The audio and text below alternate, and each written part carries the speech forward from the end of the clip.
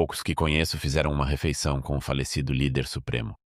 Tenho 2 amigos espanhóis que fizeram isso anos atrás. Estavam em uma conferência no Irã e aceitaram tomar café da manhã com o Ayatollah. E eles tomaram café da manhã com ele na manhã seguinte. E para quebrar o gelo, um desses amigos perguntou ao Ayatollah: "O que o senhor faz logo ao acordar?" Acho que a intenção da pergunta era servir como um quebra-gelo, tipo, sabe, se o senhor prefere café ou chá, algo assim. Ouvi a tradução do tradutor e o líder supremo respondeu: "Penso todos os dias em como destruir a entidade sionista." Então tem gente que diz: no fim das contas todo mundo quer a mesma coisa. E aí você pensa, será mesmo? Você quer apostar? Não, não é bem assim. Algumas pessoas, e eu colocaria o regime iraniano, que vem destruindo aquele país desde 1979 entre essas pessoas.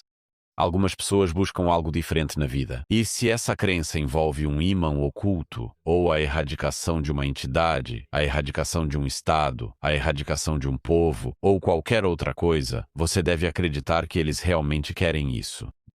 Há pessoas que vêm afirmando, e novamente eu já tive esse argumento, debati isso por mais de 20 anos. Há pessoas que parecem achar que o regime em Teherã vem fazendo há décadas no campo nuclear é realmente inocente.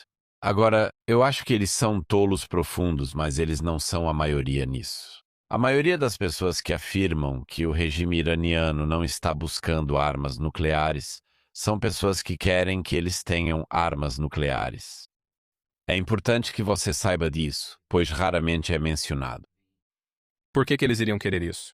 Pessoas diferentes têm motivos distintos. Tipo, por que alguém que não é um muçulmano xiita teocrático iraniano iria querer isso? Muitos motivos. Um deles é que eles realmente gostariam de ver Israel sendo bombardeado com armas nucleares. Eles gostariam disso. Outro motivo é que eles gostariam de ver os americanos, em particular, levando uma surra. Eles não gostam do que percebem como domínio americano. Eles detestam o que percebem como projeção de poder de Israel. Sim, não tenho problema em citar nomes, mas é muito óbvio pelas pessoas com quem debati e que vi falando sobre isso. Se eles ainda estão fingindo depois de todos esses anos e de todos os fatos que vieram à tona, se eles estão fingindo que o regime iraniano não vem tentando produzir uma bomba nuclear. O regime iraniano não tem tentado produzir uma bomba nuclear. É porque essas pessoas estão tentando encobrir esse período até que o regime no Irã consiga a bomba. Uma das outras frases que é muito comum é: por que você está tão preocupado com uma bomba teórica que o Irã nem tem ainda, quando temos Israel, que realmente tem bombas em Dimona que não são declaradas? Se está tão preocupado com proliferação nuclear, por que não focar no país que realmente possui as bombas? Claro, quero dizer, é sempre essa coisa. As pessoas dizem, bem, é não declarado. E por aí vai, mas sim, todo mundo sabe que os israelenses têm capacidade nuclear. A resposta mais óbvia para isso é que eles não usaram. E eles não demonstraram desejo de usá-las nem intenção de usá-las. Quero dizer, depois, não sei se foi algum regime fora do controle depois de 7 de outubro, sabe? Um israelense fora da linha. Se Israel fosse um Estado fora da lei, como alguns pensam, já teria lançado uma bomba nuclear no Irã. Bem, eles não fizeram isso. Não há nem remotamente essa possibilidade, assim como, quando os Estados Unidos são atacados, ela não pensa em usar armas nucleares por toda parte. Por exemplo, a Grã-Bretanha é uma potência nuclear. Quando fomos atacados ou sofremos atrocidades terroristas ou qualquer coisa assim, nós não saímos lançando bombas nucleares por aí. E nós, especialmente em todos esses países, não usamos a capacidade nuclear como um meio de projeção de força para construir algum tipo de, sei lá, império ou algo assim. Elas são, em cada um dos casos que acabei de citar, elas são um elemento de dissuasão, a dissuasão máxima. Elas mantiveram a paz desde o fim da Segunda Guerra Mundial. Elas são a dissuasão máxima. Mas a Grã-Bretanha, Israel, os Estados Unidos, nós não saímos por aí em nenhum desses países dizendo que vamos lançar bombas nucleares em todo o mundo. Eu não sei se as populações tolerariam nem mesmo a ameaça séria disso. Não, quero dizer, sabe, houve, durante a Guerra da Coreia, nos anos 50, Quando MacArthur quis bombardear a China, houve uma proposta. e eles se livraram dele, certo? Com certeza.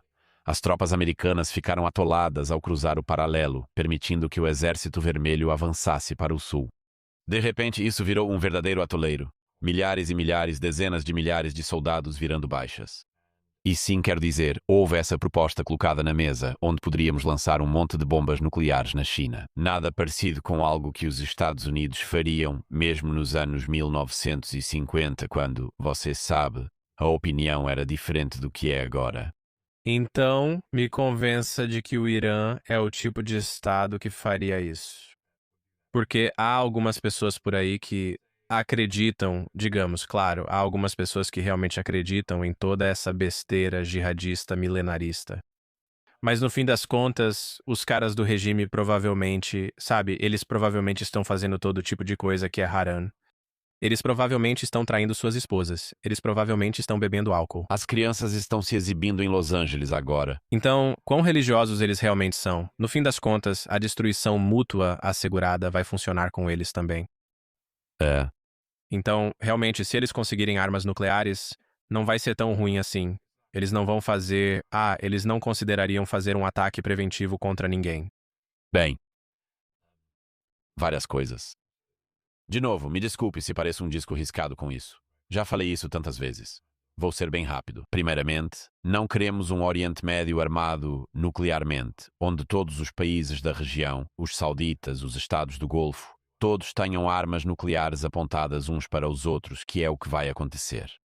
Todos terão acesso a armas nucleares prontas do Paquistão ou de outros lugares nessa situação. Isso tornaria a região e o mundo incrivelmente perigosos. Em segundo lugar, aliás, mesmo que o regime em Teherã não fosse um que tivesse tendências teocráticas milenares, raízes, por que Kim Jong-un provavelmente vai continuar no poder pelo resto da sua, provavelmente curta e gorda vida? Porque eles têm alguma capacidade nuclear. Se alguém atacasse a Coreia do Norte, logo haveria temor pelo futuro de Seul e outras regiões da Coreia do Sul. Esse regime hereditário stalinista desprezível na Coreia do Norte está, de certa forma, seguro porque possui capacidade nuclear. Seria bom para o Oriente Médio, para o povo do Irã, para a região, seja qual for o governo, se o governo islâmico revolucionário, depois desta guerra, estivesse numa situação assim, eu diria, obviamente que não. Isso os tornaria insubstituíveis até mesmo por seu próprio povo. Dessa forma, o povo iraniano seguiria reprimido indefinidamente pelo que se prevê.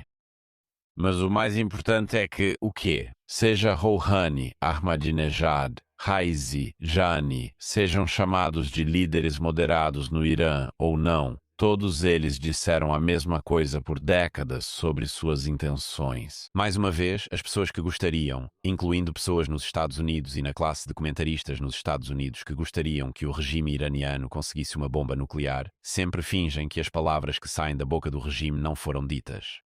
Mas eles declararam repetidamente que usariam a bomba se a conseguissem, dizendo coisas como: bastaria uma bomba nuclear para destruir a entidade sionista. Aliás, acho que contei essa história primeiro no Wall Street Journal há alguns anos. É meio que uma anedota, mas não conheço muitas pessoas que tiveram uma refeição com o falecido líder supremo. Tenho 2 amigos espanhóis que, anos atrás, estavam em uma conferência no Irã e foram convidados para tomar café da manhã com o Ayatollah.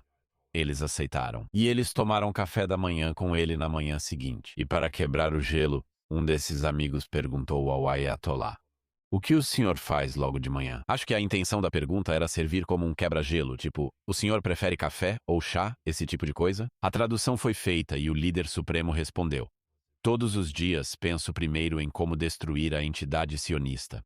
Acho que a total incompreensão de mentalidades diferentes da que temos, de modo geral, nos Estados Unidos e no Ocidente. A incapacidade do tipo de mentalidade moderna, seja liberal ou conservadora, em qualquer sentido. Compreender que outras pessoas pensam de forma diferente é algo que sempre me deixa perplexo. A presunção, o tipo de pessoa que diz, no final, todo mundo quer a mesma coisa, e você pensa: é mesmo? Sério? Você quer uma cama? Não, não é bem assim. Algumas pessoas, e eu colocaria o regime iraniano, que vem destruindo aquele país desde 1979 entre essas pessoas. Alguns buscam algo bem diferente na vida. E se essa crença envolve um imã oculto ou a erradicação de uma entidade, a erradicação de um estado, a erradicação de um povo ou qualquer outra coisa, você deve acreditar que eles realmente querem isso.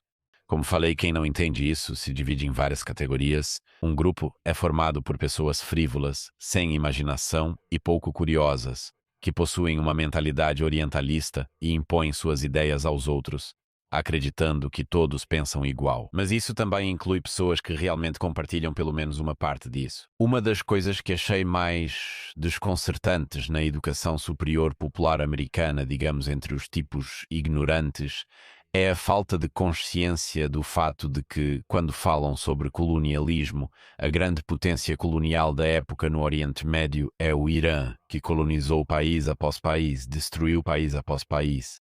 Veja o que fez com o Líbano, como você disse antes.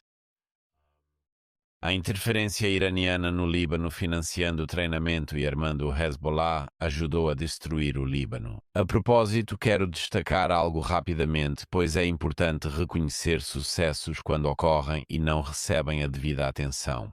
Durante o chamado Guerra após 7 de outubro, é impressionante porque o Hamas agiu quando agiu e o Hezbollah entrou no dia seguinte, isso fez com que as capacidades do Hezbollah fossem enormemente reduzidas. Não acabaram, mas reduziram muito. E isso, pelo que entendo, sempre foi a faca no pescoço de Israel por parte do Irã. Se o Irã chegasse à beira de obter armas nucleares e os israelenses atacassem, os iranianos sabiam disso. Isso significava que os israelenses saberiam que o Hezbollah iria lançar, você sabe, 140 mil mísseis de longo e curto alcance e bombardear Israel. Isso foi retirado por enquanto.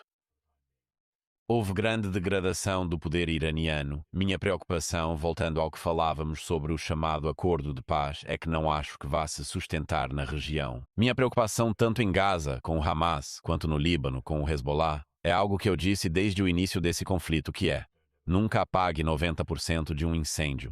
Apague tudo. Meu medo é que, neste momento, em ambos esses teatros de conflito, fogo suficiente ainda tenha ficado aceso, o que pode fazê-lo reacender outro dia. E eu acho que deveria ser um objetivo da comunidade internacional, não só de Israel, não só dos Estados Unidos, garantir que isso não aconteça. Há alguns sinais positivos no Líbano. O governo libanês, membros do parlamento libanês de várias denominações, dizendo de forma muito mais pública que o Hezbollah é a causa dos problemas deles. Como sempre com os libaneses, desejo-lhes sorte.